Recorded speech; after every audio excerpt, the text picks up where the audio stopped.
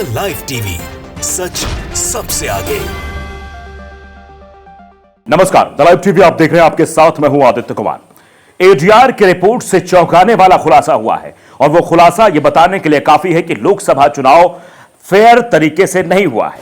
दरअसल एडीआर की रिपोर्ट कह रही है कि जो वोट डाले गए, यानी जो पोलिंग की गई है और जो काउंट किए गए हैं वोट, उन वोटों में अनियमितताएं पाई गई हैं। और एडीआर की रिपोर्ट ये अब बताने के लिए काफी है कि इस पूरे चुनाव में क्या घपला हुआ। ऐसे कई बार रिपोर्ट्स, कई तरह की रिपोर्ट सामने आ रही थी कि कहीं पर ज्यादा वोट डाले गए हैं, गिने कम गए हैं। यह कहा गया है कहीं पर कम वोट डाले गए लेकिन गिने ज्यादा गए हैं, जिससे वोटों की बढ़ोतरी हो रही थी। और फिर यह भी सवाल चुनाव आयोग पर खड़ा हो रहा था कि जो डेटा जारी करने का समय, उसमें देरी क्यों हो रही है। क्योंकि आज अगर वोटिंग हो गई है तो वोटिंग का डेटा दूसरे दिन तो जारी हो जाना चाहिए कि भाई सारे रिपोर्ट्स तो है, सारे जो आरओ रहते हैं, सारे जो वहां पर अधिकारी रहते हैं जो चुनाव कराते हैं, उनकी रिस्पॉन्सिबिलिटी होती है कि वो अपना डेटा जो है वो सबमिट करें और डेटा सब कलेक्ट करके दूसरे दिन वो ऑनलाइन कर दिया जाए और बता दिया जाए कि इतना वोट पड़ा। उसमें देरी क्यों हुई, ये सवाल पूछे जा रहे थे। लेकिन अब जो एडीआर की रिपोर्ट आई है, एसोसिएशन फॉर डेमोक्रेटिक रिफॉर्म्स का जो दावा है वो ये है कि लोकसभा चुनाव के दौरान डाले गए मतों और गिने गए मतों में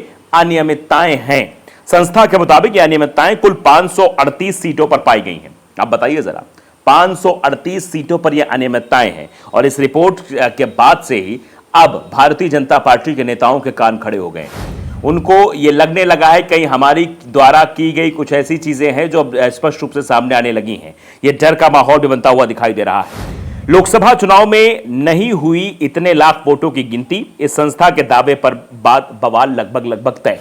आप राहुल गांधी के परफॉर्मेंस को देख ही रहे हैं। राहुल गांधी किस तरीके से लोकसभा में मुद्दों को उठा रहे हैं, चाहे वो किसानों से जुड़ा मुद्दा हो, चाहे वो नीट पेपर का मामला हो, या फिर इसके बाद अभी देखा कि पत्रकारों के लिए एक जगह बना दी गई, वहां पत्रकारों को रख दिया गया। तो ये कहा गया एक चक्रव्यूह रचा जा रहा है, पिंजड़े में कैद कर दिया गया पत्रकारों को। ये सब सवाल पूछे लगातार जा रहे थे।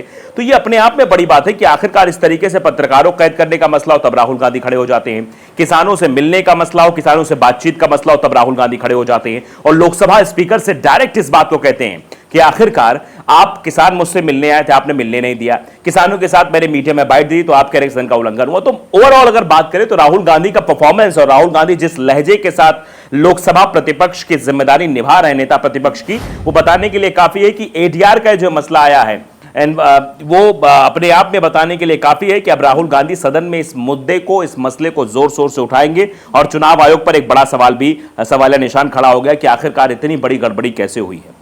दरअसल एडीआर ने यह भी स्पष्ट नहीं किया कि मतों से इस अंतर की वजह से कितनी सीट पर लगभग परिणाम सामने आते। इधर एडीआर के इन दावों पर चुनाव आयोग की तरफ से अभी तक कोई प्रतिक्रिया नहीं आई है। यानी चुनाव आयोग की तरफ से एडीआर की इस रिपोर्ट पर भी कुछ बोला नहीं गया है। लेकिन यह बताने के लिए काफी है कि जिस तरीके से एडीआर की रिपोर्ट आई है और रिपोर्ट के पहले जिस तरीके की हवा बनाई जा रही थी, जो बातें कही जा रही थी, उन बातों में बिल्कुल सच्चाई है। और एक कहावत भी बहुत पुरानी है कि धुआं ऐसे नहीं उठता, कहीं आग लगती है तभी धुआं उठता है। तो जब धुआं उठ रहा था तो यह बात थी कि कहीं आग लगी थी, लेकिन अब आग की लपटों की पूरी वास्तविकता भी सामने आ रही थी, आ गई है कि आग की लपटें कहां से कैसे लगी। लोकतांत्रिक और चुनावी अधिकारों के लिए काम करने वाली एक संस्था है एडीआर, जिसको आप जानते हैं कि एसोसिएशन फॉर डेमोक्रेटिक रिफॉर्म्स है। ये अपने डेटा को रखती है और डेटा के आधार पर इसके डेटा पर काम भी किया जाता है, चीजें भी होती हैं और वो निकलकर सामने भी आती हैं। अब इस दरमियान जो लोकसभा चुनाव में वोट डाले गए हैं उनमें अनियमितताएं पाई गई, यानी ईवीएम वोट्स डिस्पेरेंसी हुई है, ये एडीआर का दावा है। संस्था के मुताबिक ये अनियमितताएं कुल 538 सीटों पर पाई गई हैं। 29 जुलाई को एक प्रेस कॉन्फ्रेंस में एडीआर की तरफ से कहा गया है कि 362 सीटों पर डाले गए मतों की तुलना में 5,54,598 कम वोटों की गिनती हुई है। आप समझ रहे हैं, सीटें कितनी? 362, वोट कम कितने काउंट किए गए? 5,54,598। आप समझिए कि इतने ज्यादा वोटों की संख्या। और जीत हार कितने की हुई है? कई ऐसी सीटें जहां 1,000, 1,500, 2,000, 3,000, 4,000, 5,000, 10,000 के अंदर में जीत हार हुई है। तो अगर इन सीटों पर इतने वोटों की गिनती नहीं हुई तो आप समझ सकते कितनी सीटें प्रभावित होंगी। वहीं 176 सीटों पर डाले गए वोटों की तुलना में 35,093 ज्यादा वोटों की गिनती हुई है। कुछ सीटों पर कम वोट गिने गए हैं, यानी जितने पोलिंग हुए उससे कम वोट गिने गए हैं। 5 लाख से ज्यादा वोट छोड़ दिए जा रहे हैं। और कुछ सीटें ऐसी हैं जहां पर ज्यादा 35,000 ज्यादा वोट गिन लिए गए। 172 सीटें ऐसी हैं।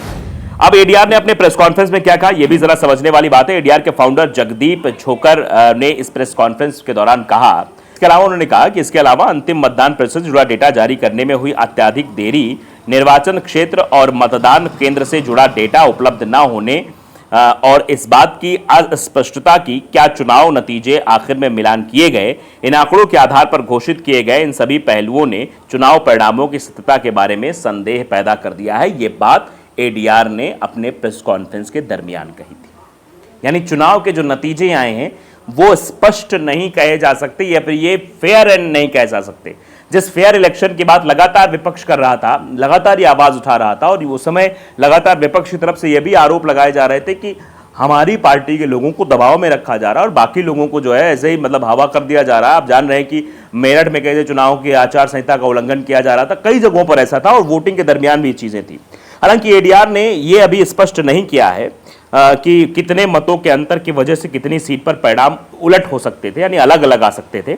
इधर एडीआर ने इन दावों पर चुनाव आयोग की तरफ से अभी तक कोई प्रतिक्रिया, फिलहाल चुनाव आयोग की तरफ से भी इस पर कोई प्रतिक्रिया नहीं आई है।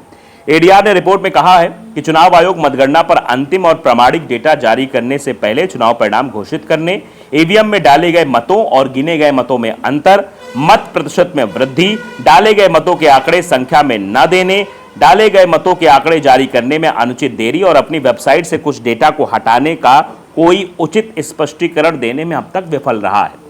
यानी देरी क्यों हुई डेटा जारी करने में चुनाव आयोग की तरफ से, यह भी बात स्पष्ट नहीं कर पाई। यानी इन सब बातों में तो छोकर आगे कहते हैं कि लोकसभा चुनाव 2019 और लोकसभा चुनाव 2024 में हुए उल्लंघन, अवैधता और अनियमितताओं की गंभीर घटनाओं का समाधान करने और उनके खिलाफ उचित कदम उठाने में निर्वाचन आयोग विफल रहा है, जिससे मतदाताओं के मन में आशंकाएं पैदा हुई हैं।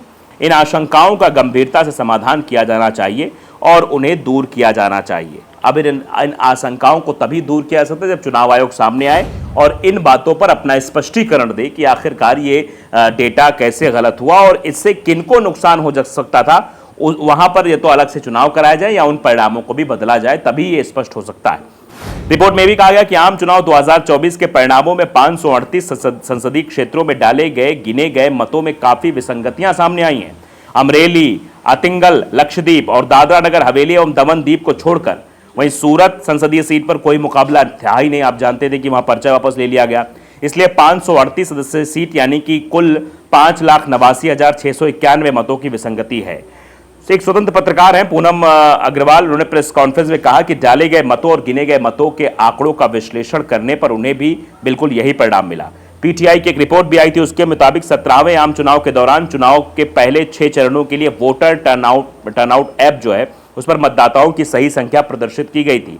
हालांकि अंतिम चरण यानी 7वें चरण के मतदान में केवल प्रतिशत में आंकड़े दिए गए थे और निर्वाचन आयोग द्वारा पिछले डेटा को हटा दिया गया था।